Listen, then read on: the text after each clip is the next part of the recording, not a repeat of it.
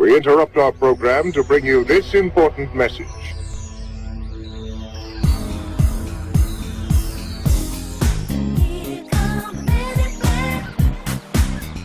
Welcome everyone to the Preternatural Truth podcast. I'm your host, Lee Arne, and joining me today is my co-host, Mick Harrison. Today on this occasion, we are listening to the story of Bongo. He's a gentleman that had an encounter with what we think was a Bigfoot. And this happened in the Pilliga, which is in New South Wales. And before we get into that story, I'm going to introduce Mick Dundee Harrison from Australia. He's actually my husband. And he's going to tell you a little bit about himself. So, hi, Mick. Hey, how you going, Lee? So tell us a little bit about your background so that the viewers can know a little bit about you and who you are and what area of expertise you come from. Yeah, certainly, no worries. Okay, well, first of all, I'm married to you, which is delightful. I have 5 beautiful children. I live in Gippsland, Victoria. I began researching strange phenomena in 2008 due to an experience that I had personally. And it was basically an ET Yowie experience. And for our listeners that don't know, a Yowie is like an Australian Bigfoot or Sasquatch. With the research it took me to the USA twice, to conferences. I went to New Zealand twice researching over there, and I went to Canada once, which we went to Vancouver, and then we went north of Vancouver to Harrison Hot Springs and the Golden Ears Provincial Park, where we had a very, very extraordinary experience there. A bit more of my background with the research that I've done. It has led me to different people because, after my experience, I went down a path of trying to find out the truth. And personally spoken to people like Kawani Lapsaritis, Igor Bustev, Travis Walton, Michael Tillinger, and Charles Hall. That's quite a mix there. Yeah, very interesting people. Like these people have had experiences with Bigfoot and UFO experiences. Charles Hall, he was very interesting to talk to. I actually flew to Adelaide from Melbourne, and I had to talk to him, or I listened to his lecture for, I think it went for around about 2 hours, and I had to talk to him on fear, because one of the biggest things I had to overcome was fear. And if you can imagine 0 being no fear and 10 being the most fear you could ever possibly have, mine was 15. It was off the charts.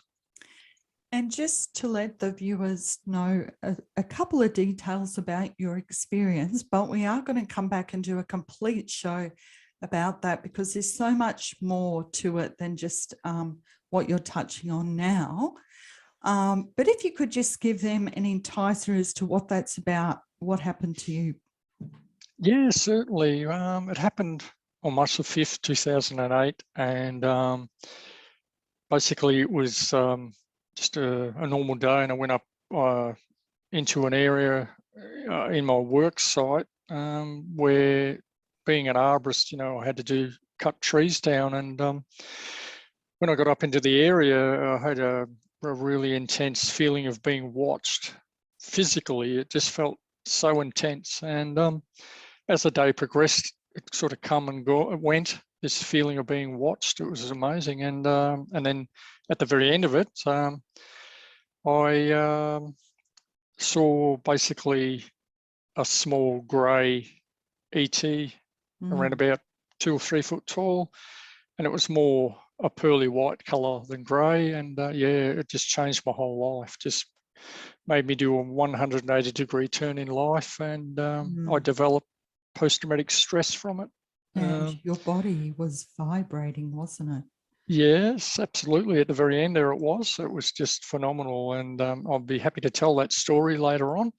Yes. And that basically sent me, on a journey of talking to people and trying to find out the truth, because basically in this world we are absolutely 100% lied to. And couldn't agree more. Yeah, so and everything appears in a certain way, but it's not always the truth. There's so much deception in the world. very much so, Lee. It's incredible how much we're lied to, how much deception. It's quite interesting, and I'd like to go into that later on, Yeah, for sure, how, for sure.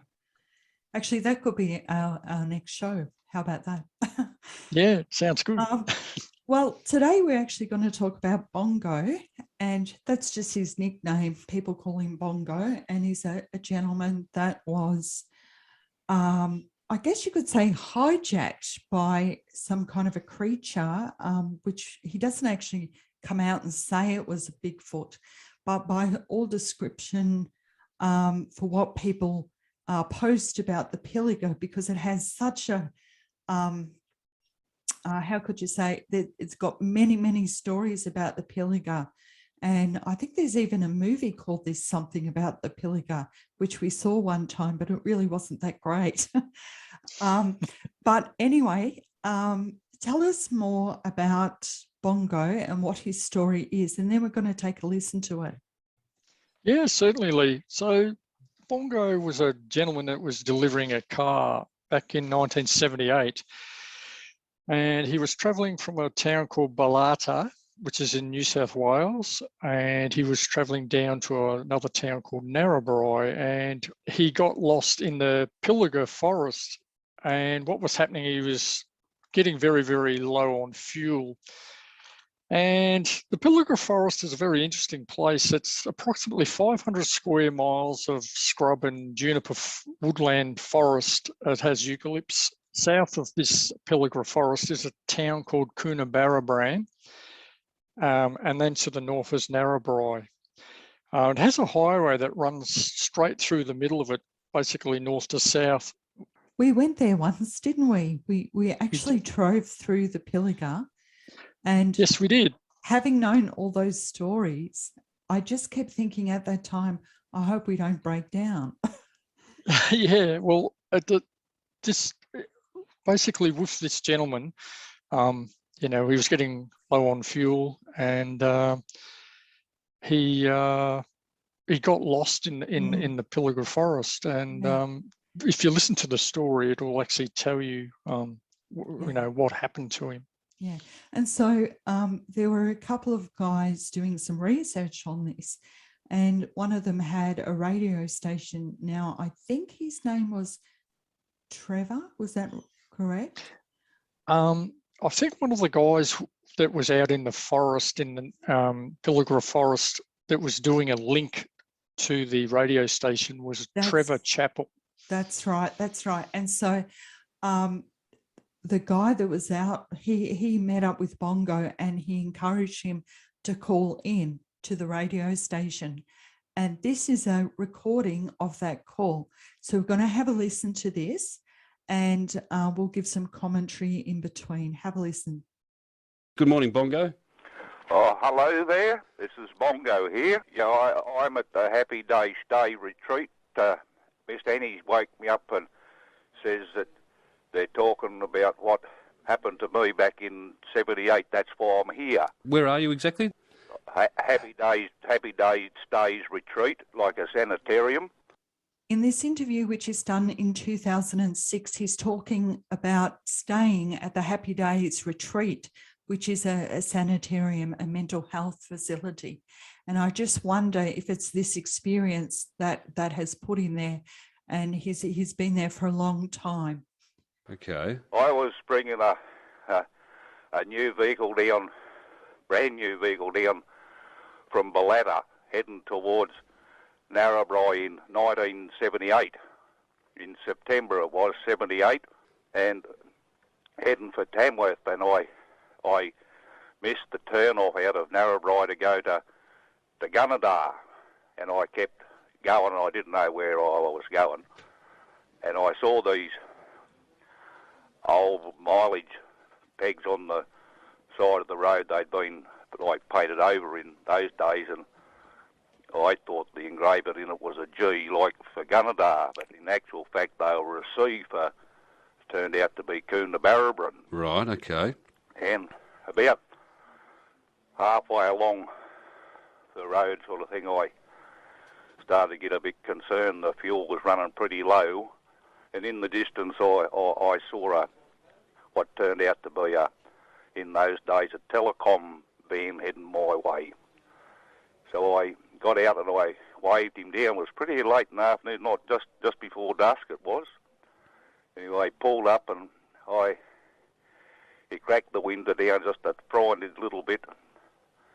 And I said, look, I don't know where I am. Can you tell me where I am, mate? And he said, yeah. He said, you're in the middle of the Pilliga. Do you know where that is? I said, no, never heard of it. He said, what's your problem? I said, I'm nearly out of fuel. What, can you tell me where I can get some fuel? He said, you're about the equal distance from here to Coonabarabran and Narrabri. It wouldn't matter. Anyway, I said, oh, I'm nearly out of fuel. I'd never get back. I asked him whether he was going to Narrabri, and asked him whether he could ring the NRMA or when he got there or something to bring me out some fuel as I was a member. Yep. And he said, oh, you won't get anyone to come out here after dark. And anyway, he didn't explain why, but right. Yeah, when this guy says you won't get anyone to come out after dark, he has heard all the stories. Everyone knows about the Pilliga, that you don't go there after dark because things happen. So you were stuck there? Staying in this big old four-wheel drive all through the night, and about 3:30, 4:45, this thing just fair started a rocking, and all these funny weird lights and that were dancing around outside, and I looked out, and what looked through the window at me is why I'm in this state today. Did you notice how he said that outside the vehicle he saw strange lights? Now, what were these lights? Were they orbs? Were they eye shine? Because we know that Sasquatch and Bigfoot have red, orange and yellow eye shine. Was it lights on a UFO? So let's play it back again and have a listen. So you were stuck there? Staying in this big old four-wheel drive all through the night, and about 3:30, 4:45, this thing just fair started a rocking, and all these funny weird lights and that were dancing around outside, and I looked out, and what looked through the window at me is why I'm in this state today. He pulled the door off its hinges, and this thing, like it defies explanation. What it looked like, it was horrific, and it took me through the bush a fair way. So it grabbed hold of you, and we ended up at this.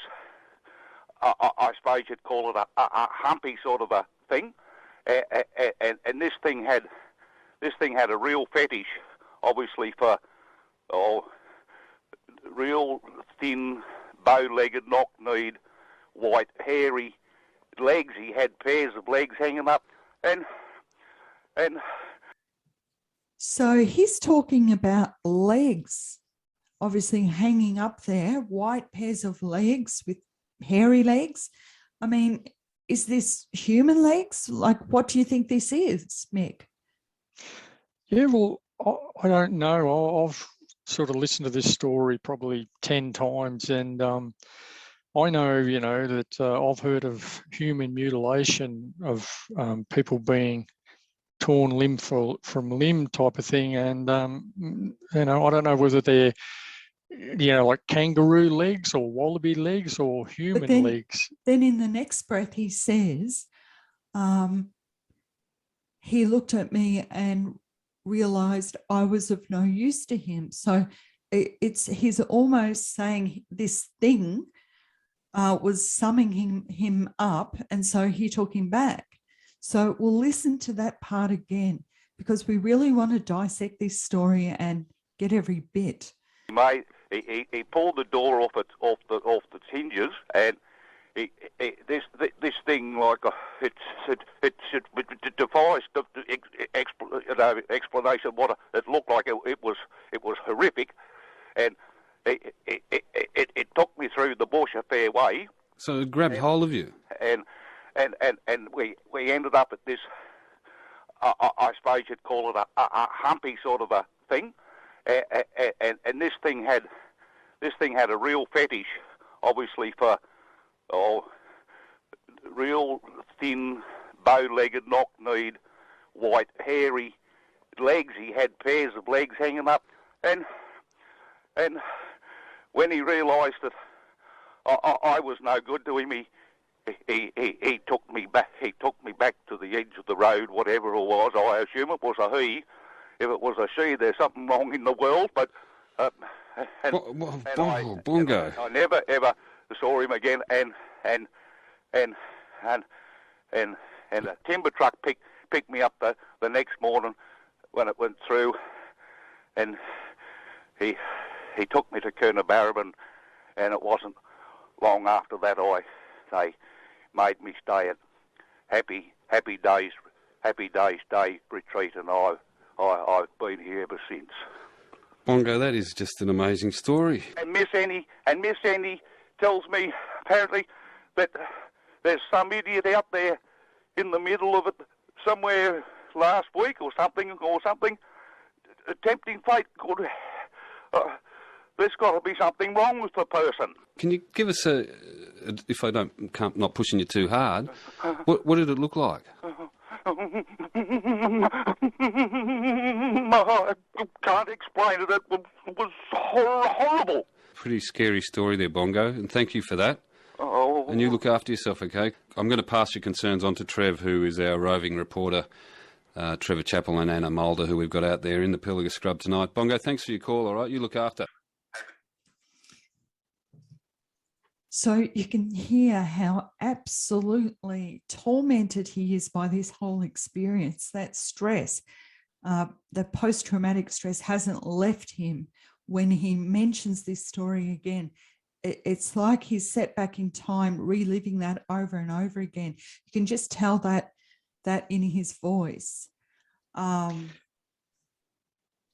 Yes, and, just listening to Bongo telling that story, it sort of brings me back to my experience. Like, you can quite obviously tell this guy's traumatized. He's had an experience that is just off the chart in, like, again, with fear, and he's ended up in an asylum. And I can understand that because of, my experience. Like, it was just, like, who do you tell? Who's going to listen to you? Yeah, that's or having right. something like that happen? Like, well, he does mention straight after this to the radio interviewer that he went straight to the Happy Days or the Happy Stays retreat after that. So it appears to me to say that he was in such a traumatic state, with everything that happened to him, that obviously doctors or medical staff didn't believe him, and they admitted him as a psychiatric patient. Yes. And I know, with my experience, because I can go from personal experience, like I remember driving down off the mountain and where I had my experience and pulling off at near some traffic lights and thinking, do I go to the police? Who do I tell? Who am I going to tell about this? And there's no one to talk to. Yeah. But thankfully, with myself, I did find people. It's like some people go to the police and report UFO sightings. What do you think they do about those? They just more or less laugh at them, This is the whole thing with this thing. Where do you go to? Well, thank goodness now there are places people can talk to about this thing. our own ministry here, we handle those type of situations. And you'll see the link to New to Christ in the comment section for more of that.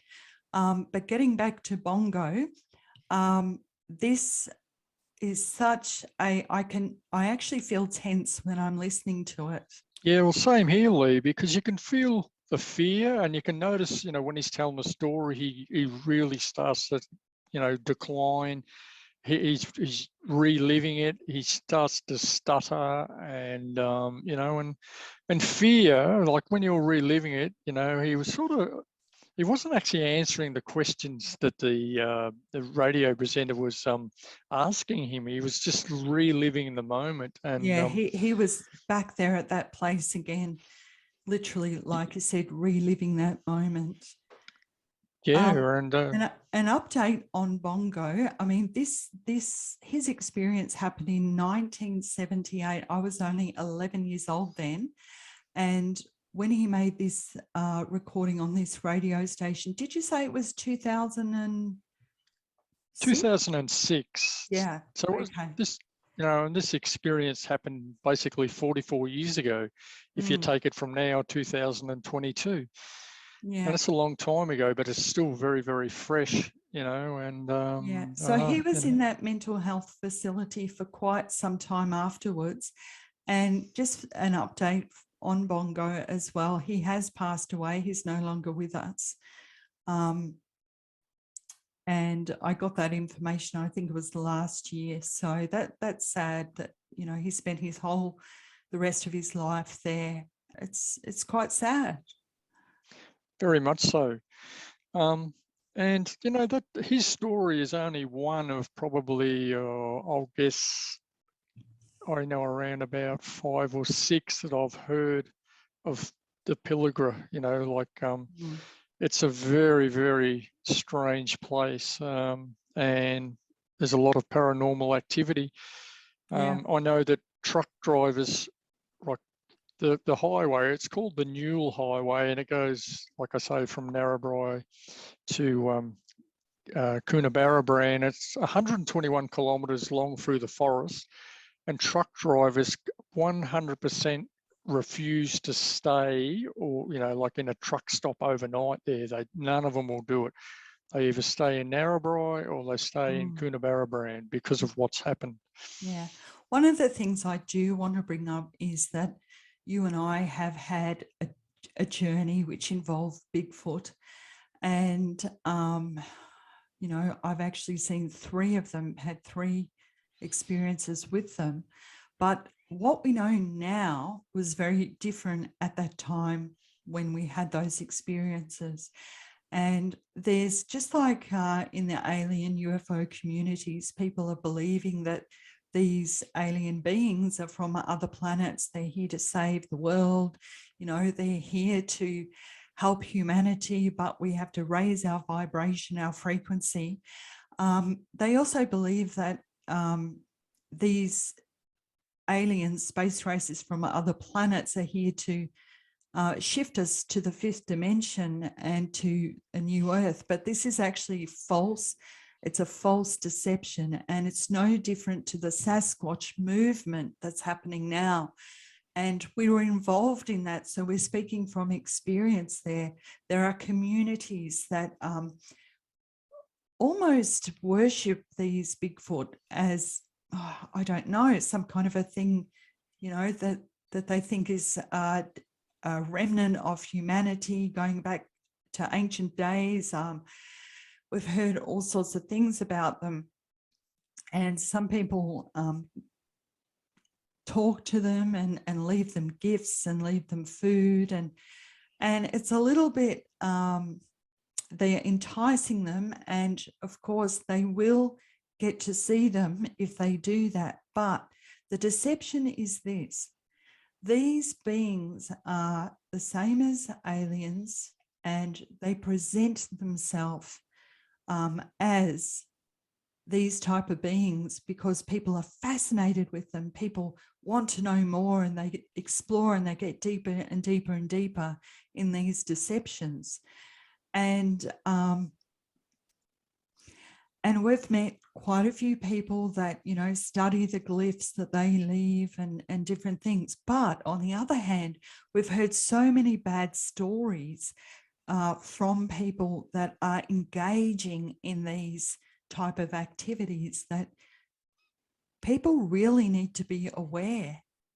And we are on this show, on the podcast, we'll be exposing a lot of those stories to make people aware of the deceptions. And they're not good. It's deceptive and they lure you in. It's a little bit like you have a pedophile who grooms a child over time, and then bang, the change comes where it's a predator, you know, and it's no different to these beings. And I'll give you an example of Mark Barton. If you look at his story on YouTube, what he went through, he will say exactly the same thing. They lure you in. It's a deception. And these beings are interdimensional and they're not good. They're not here to save you. So I just wanted to mention that. And I know I'll probably cop a lot of flack from the viewers, but I'm here for truth, and this is the deception. Mick, do you have anything to say about that? Yeah, no, well, you're 100% correct in everything you say, you know, and one of the biggest things that people have to understand, you know, and I emphasize this 100%, and if you don't believe this, then you've sort of, you know, Snowy that's missed the tram, basically, is this, these beings are, they're paranormal, they're interdimensional, they come and go into this paradigms realm somehow or other, and you know, and it defies science, it defies kind of logic, but unless you understand that these things are paranormal and paranormal events happen around them, then you're not in the race. Basically, you have to know that these things can do all sorts of things, and we've had personal experience.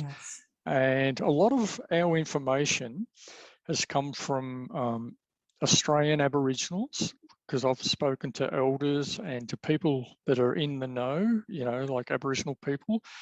And these people, the Aboriginals, have said to me that they don't even like talking about the name because it can invoke them. It can make them appear or come into their life. And they've told us lots and lots of stuff that probably, you know, isn't meant to be told to white men. What's actually happening when you start to explore or open up yourself to those things, you're opening these spiritual doorways that should be kept closed. And it's like the person who says, oh, I want to be abducted by aliens. Well, you really got to be careful what you wish for, because if you start talking like that and start exploring, reading books, watching videos and things like that, sure enough, it's going to happen. It'll just be a matter of time. And this is how we got into all this crazy stuff too. And now we're on the other side. We're warning people about that. Stay away from it because it's dangerous. And we went through a whole spiritual warfare battle. We came out the other side. The only way we got rid of it all was Jesus Christ. And that's not religion. That's having a personal relationship with Jesus, and it can make all this go away. It's the only way to make it go away. Now, here's the thing for you. If an alien or what you think is an ET came into your room and you said to it, I rebuke you in the name of Jesus Christ, and it disappears, how powerful is that name? Now, if they were not a demon, they wouldn't disappear. They would just stand there, but they always disappear. So it's proof that they're demons because they're being rebuked by the name of Jesus Christ. And it's no different to Sasquatch, Yowie, Bigfoot, whatever you want to call it. They're all the same.